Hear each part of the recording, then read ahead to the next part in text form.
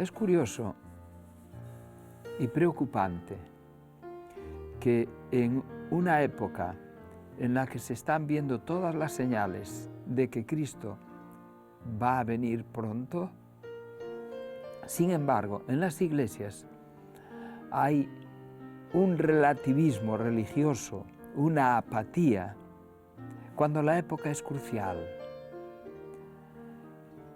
En las iglesias se discute mucho sobre el tema de la perfección. Hay unos que dicen que no se va a pecar en ningún momento, a partir de cierto momento no se va a pecar. Otros dicen que no, que nadie es perfecto y que, bueno, Cristo va a tapar todos esos defectos que nosotros tenemos. ¿Cuál es mi norma? ¿Cuál es mi listón? ¿Realmente puedo llegar a ser perfecto? ¿Realmente no importa, aunque yo tenga un defectillo, tenga un pecadillo, que bueno, ya iré poco a poco recuperando mi situación como cristiano? En esta tesitura vamos a hablar de qué significa perfección. La definición en general habla, algo perfecto es algo acabado. Es decir, un mueble. Mira, yo te di las medidas del mueble que yo quería y el mueble no está bien, no tiene las medidas que yo te dije. O está perfecto. ¿Cómo está el mueble? Perfecto, justo las medidas, encaja en el lugar y está perfecto. Está acabado, está perfecto. Pero en el concepto religioso, sin embargo, la gente, los religiosos, creen que la perfección es no tener ningún defecto, no tener ninguna caída, no tener ningún fallo.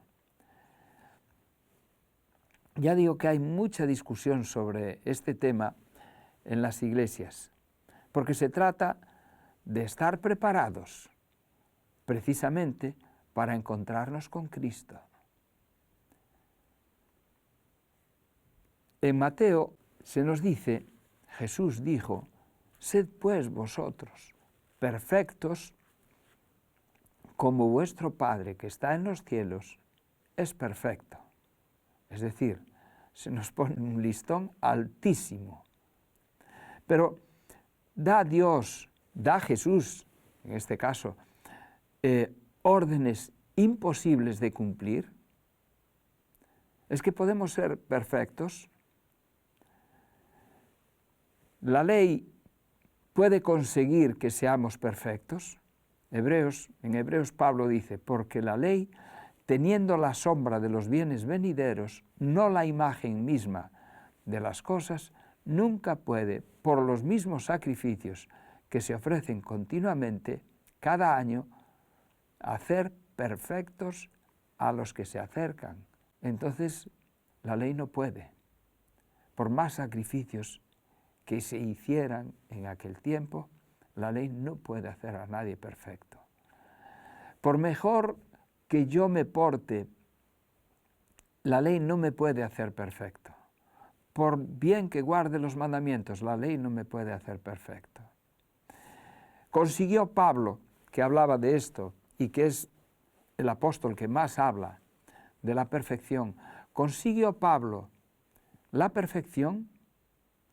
Dice en Filipenses, en el capítulo 3, dice, no que lo haya alcanzado ya, y ni que ya sea perfecto.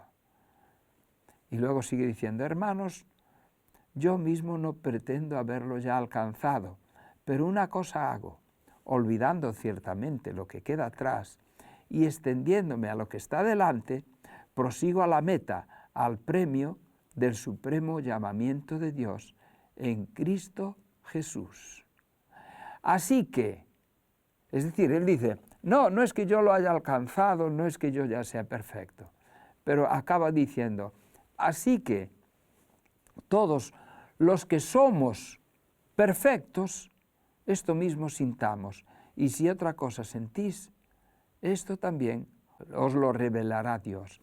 Es decir, aquí parece una contradicción, no que ya sea perfecto, nosotros los que somos perfectos. Vamos a ver, ¿qué es lo que quiere Dios de nosotros? Pablo, escribiendo a los Colosenses, dice, os saluda Epafras, el cual es uno de vosotros, siervo de Cristo, siempre rogando encarecidamente por vosotros en sus oraciones, para que estéis firmes y perfectos y completos en todo lo que Dios quiere.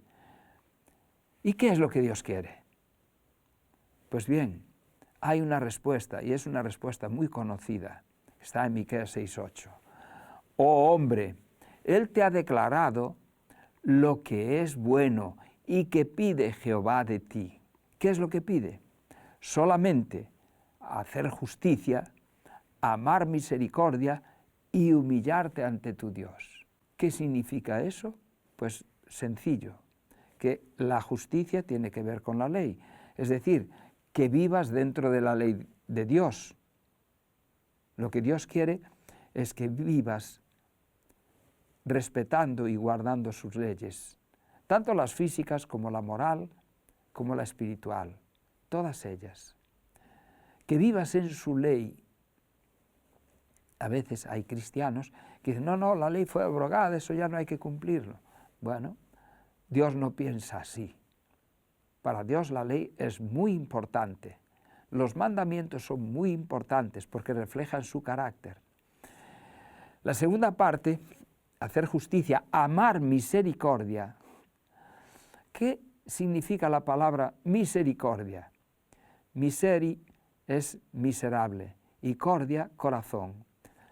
Es tener amor de corazón con el miserable, con aquel que no lo merece. Pues nosotros escogemos, sí, este merece que lo quiera, este otro no, este me cae muy mal. No, Dios no quiere eso. Dios quiere que amemos al indigno. Y la tercera condición es la humildad. La humildad es importantísima, porque a Dios se llega de rodillas, no como querían los de la Torre de Babel, querían llegar hasta Dios poniéndose a su altura. Así Dios, nosotros lo desafiamos, no, a Dios se llega humildemente. Satanás quiso ensalzarse y Cristo se humilló para salvarnos. Y el cristiano debe ser una persona humilde. Dios odia la soberbia y ama al humilde. Nuestro Salvador no requiere lo imposible. Cuando nos pide algo es porque Él sabe que lo que nos pide es posible. No espera nada de sus discípulos que no esté dispuesto a darles gracia y fortaleza para realizar. No les pediría que fueran perfectos, si junto con su orden no les concediera toda perfección de gracia a aquellos sobre los que confiere un privilegio. Es decir, Dios, si me pide algo, Él me capacita para poderlo desarrollar. Nos ha asegurado que está más dispuesto a dar su Espíritu Santo a los que se lo pidan que los padres a dar buenas dádivas a sus hijos. Es decir, ya vamos avanzando un poco. Sabemos que en el tema de la perfección, el Espíritu Santo tiene un papel muy importante. Yo tenía una definición de perfecto. Como cristiano yo pensaba, bueno, perfecto es rescatado para Dios, completamente de su lado, honesto para con Dios, dispuesto a morir al yo. Y me parecía una buena definición. Pero he descubierto en la palabra de Dios que no es esa la definición que Dios quiere que yo haga de perfección. Porque de entrada vamos a ver, ¿la perfección es una meta o es un camino? ¿Es en el futuro o es ahora? Podríamos hablar de la felicidad, ¿es una meta o es un camino? La perfección es así. Uno de los amigos de Job le dijo, desafiante, le dijo, ¿tiene el Eterno, el Omnipotente, tiene contentamiento Él de que tú seas justificado o provecho de que hagas perfectos tus caminos? ¿Tiene Dios provecho de eso? Pues yo digo, sí, Elifaz, tiene provecho. Dios tiene gozo, gran gozo, por un pecador que se arrepiente y por un ser humano que busca a Dios de todo su corazón y busca ser perfecto de corazón ante Él. Y busca hacer sus caminos perfectos. Ahora hablaremos más de los caminos. El Salmo 119:1 dice, bienaventurados los perfectos de camino, los que andan en la ley de Jehová. Es decir, en la Biblia, a la iglesia cristiana al principio se le llamaba el camino que andan los creyentes. Y el perfecto de camino, el que anda en el camino perfecto, son los que andan en primer lugar en la ley de Jehová, como hablábamos hace un poco. En Proverbios, en el libro de Proverbios se dice que abominación son a Jehová los perversos de corazón, mas los perfectos de camino les son agradables. Estamos viendo que la perfección tiene mucho que ver con el camino. El hombre mira la perfección como una meta y Dios la presenta como un camino.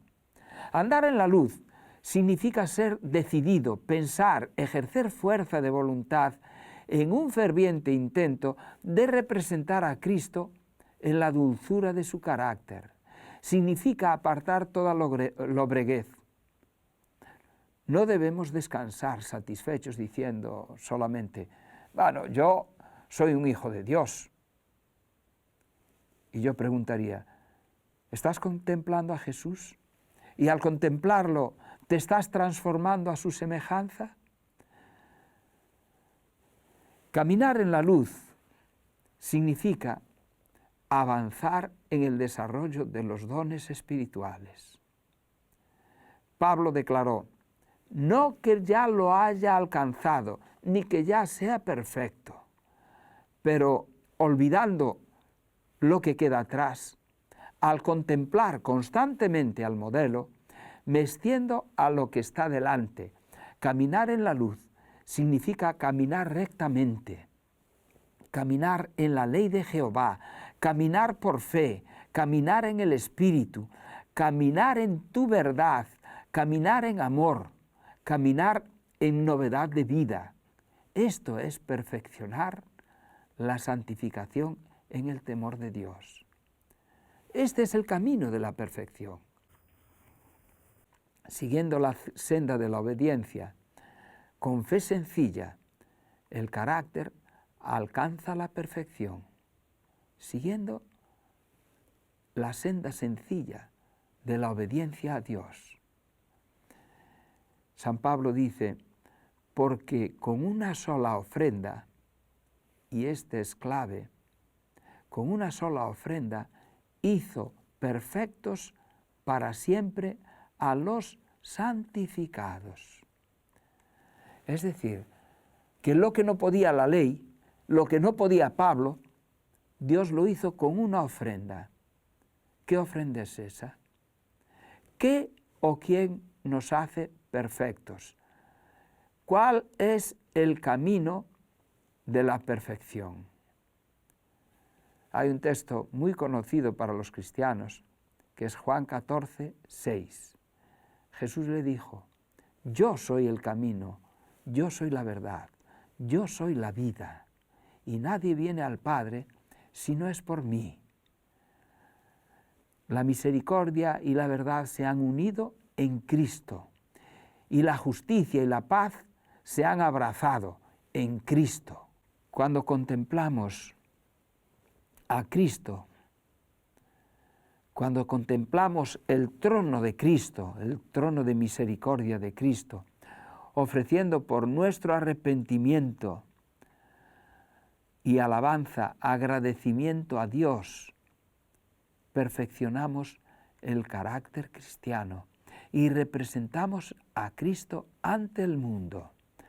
Habitamos en Cristo y Él habita en nosotros.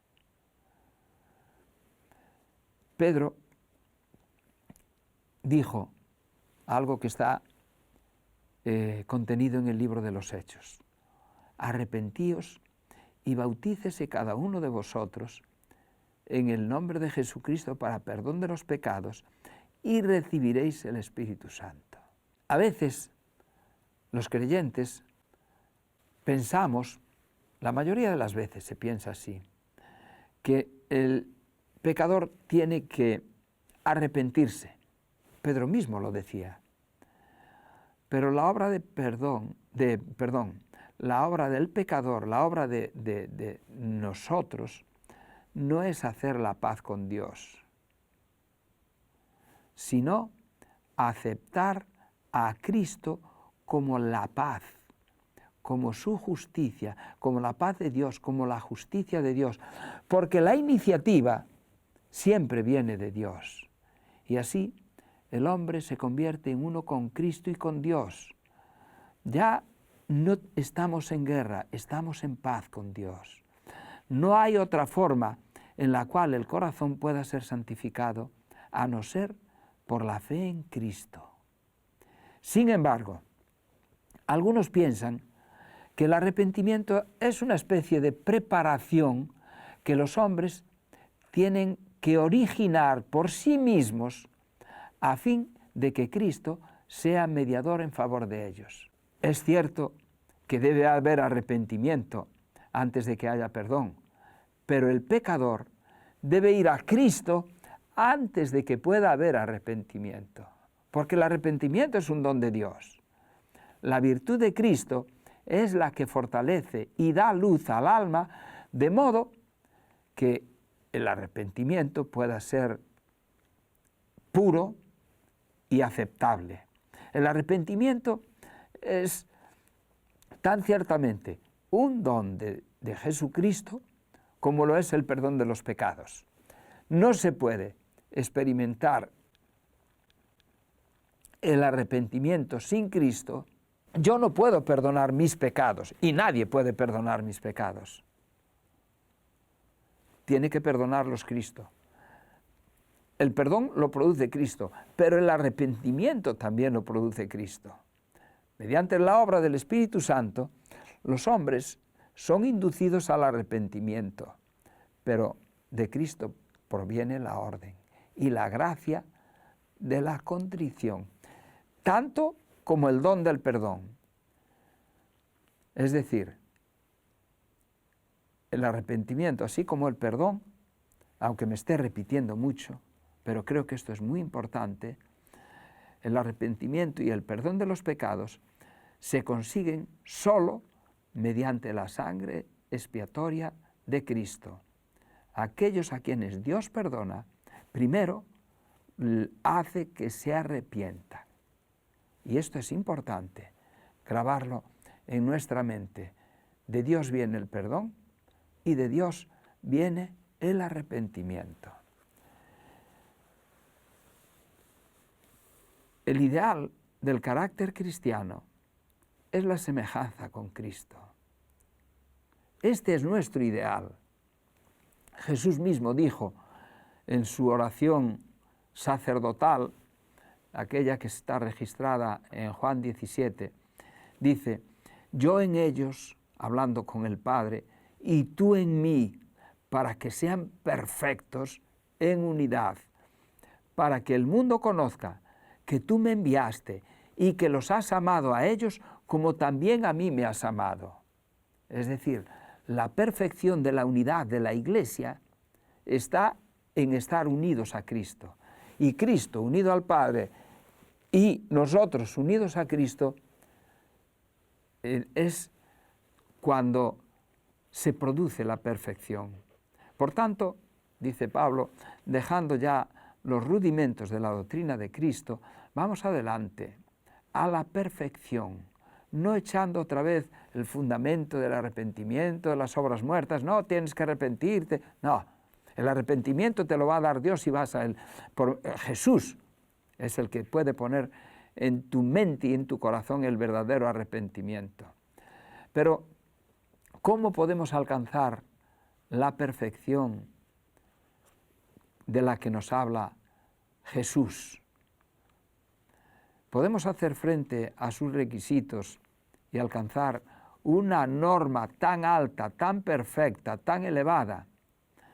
Podemos, porque de lo contrario, Cristo no nos lo hubiera ordenado. Él es nuestra justicia. En su humanidad ha ido delante de nosotros y ha efectuado para nosotros la perfección. Es decir, los dones que nosotros recibimos son los dones que Cristo ganó. Cristo vivió una vida perfecta y esa vida nos es aplicada a nosotros.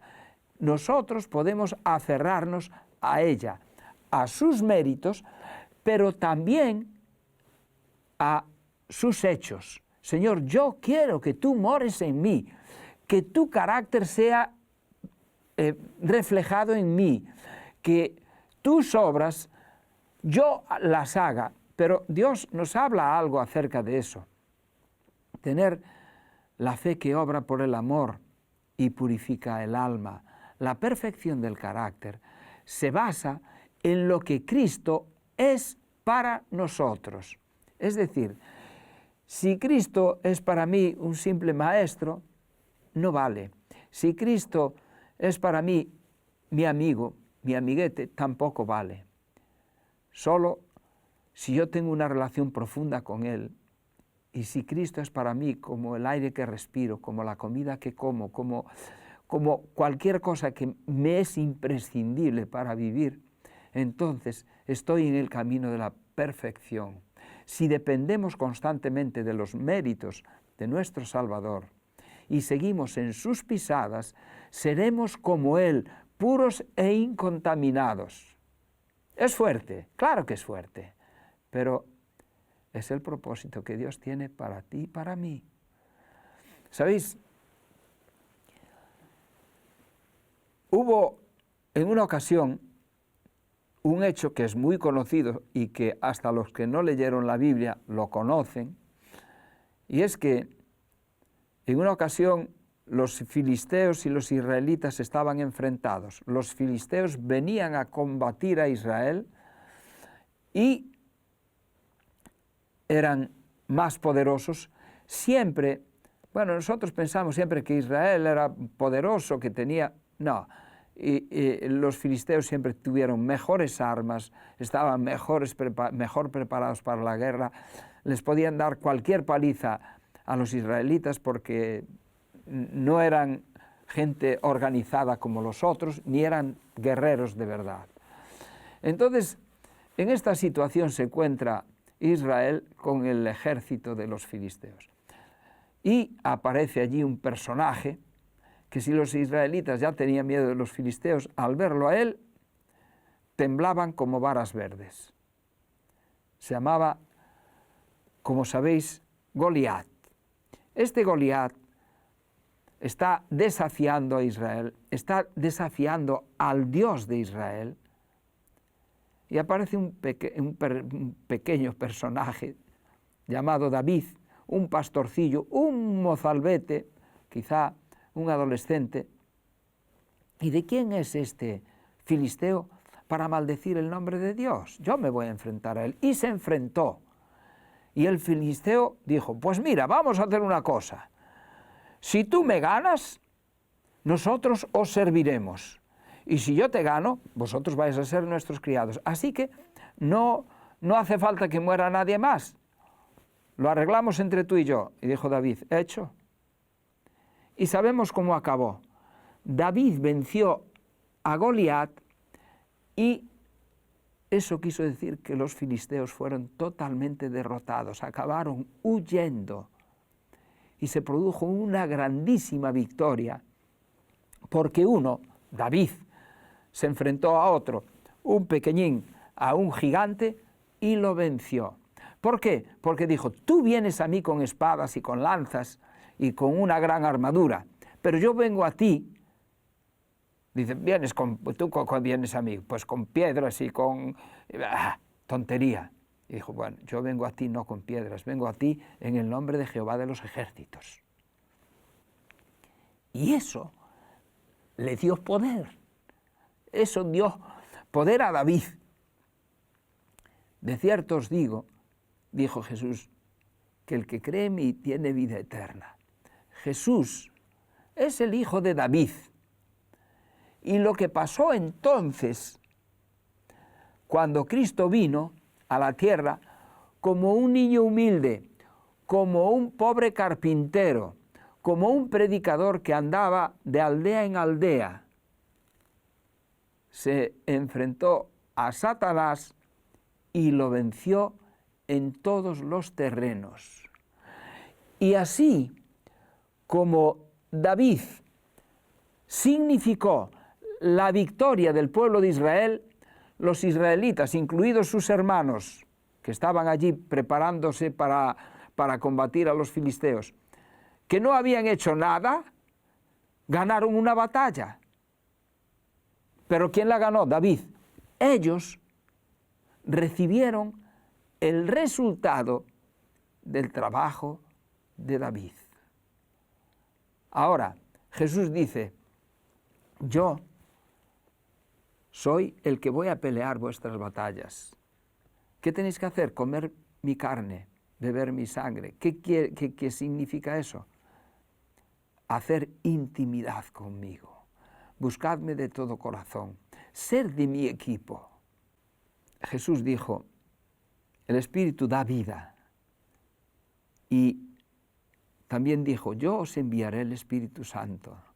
Y el Espíritu Santo es el que os va a poner a vosotros mi carácter dentro de vosotros. No vais a ser vosotros, como decía el apóstol Pablo,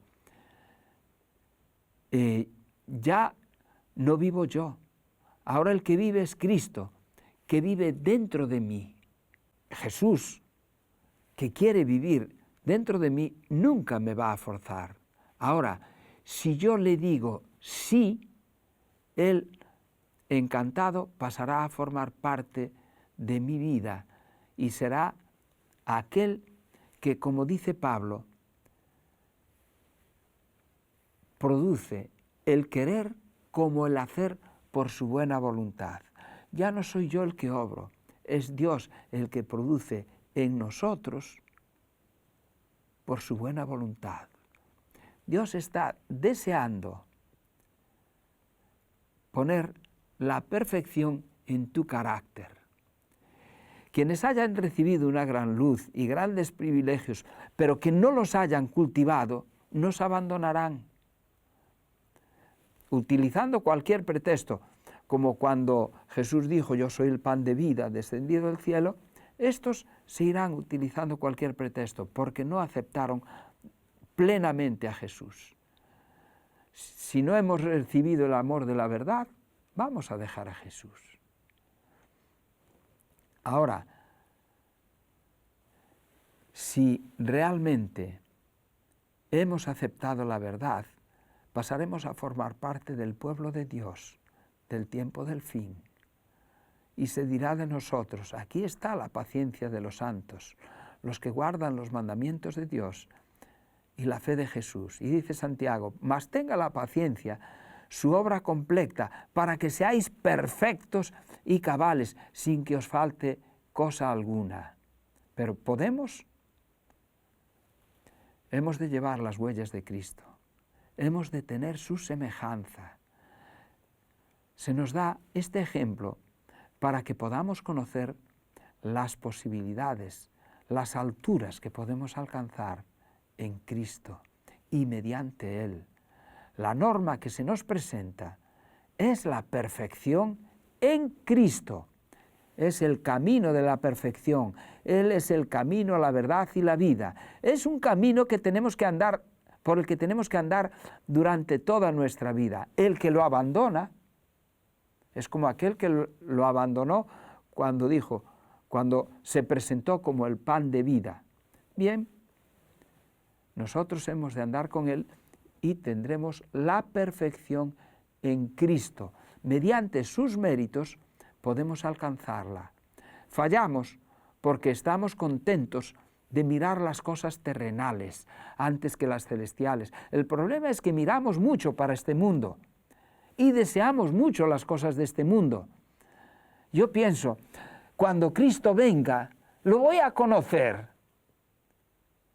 Realmente voy a estar a gusto por la eternidad. Si siempre estuve mirando y pendiente de las cosas de este mundo, si ganaba el Barça, si ganaba el Madrid, si tenía esto para fin de mes, si conseguía comprar este coche, si estoy pensando en las cosas de aquí y no en Cristo, lo voy a conocer cuando venga.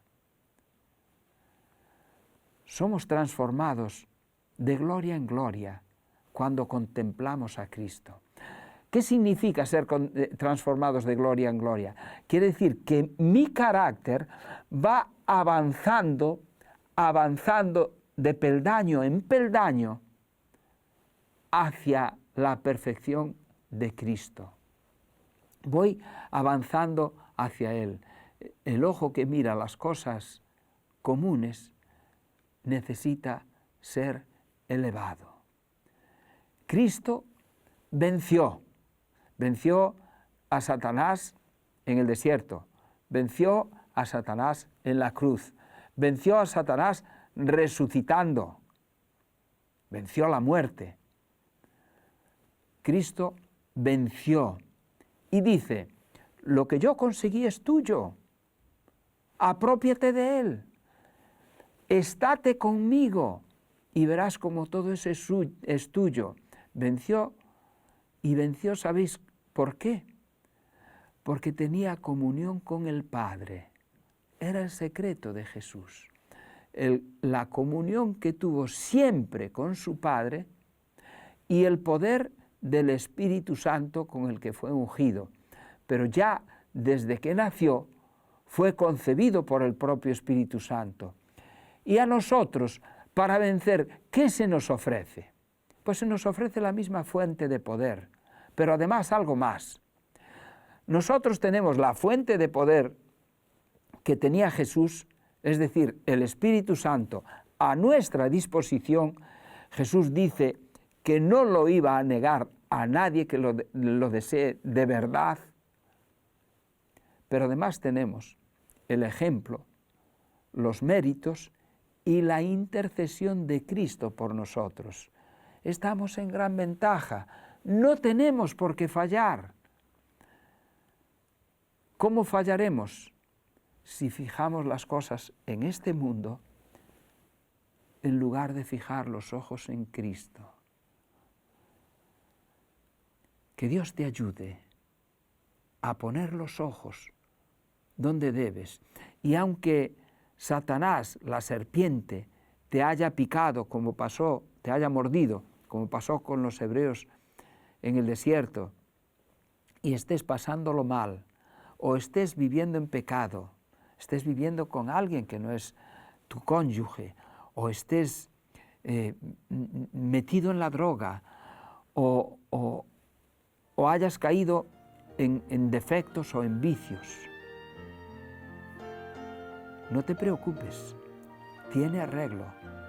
Fija tus ojos en Jesús y todas las demás cosas van a venir y se van a ir resolviendo, porque Cristo dijo, todo poder me es dado en esta tierra, en el cielo y en la tierra, así que yo voy a estar contigo hasta el fin del mundo.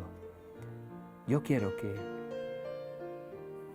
mi familia, mis seres más amados y las personas a las que quiero, fijen, y yo mismo, los ojos en Jesús y que no los apartemos de Él, porque eso es el camino de la perfección y lo deseo también para ti. Que Dios te bendiga, que te ayude a poner los ojos donde deben estar. Y vas a ver cómo tu vida va a transformarse maravillosamente. Que Dios te bendiga.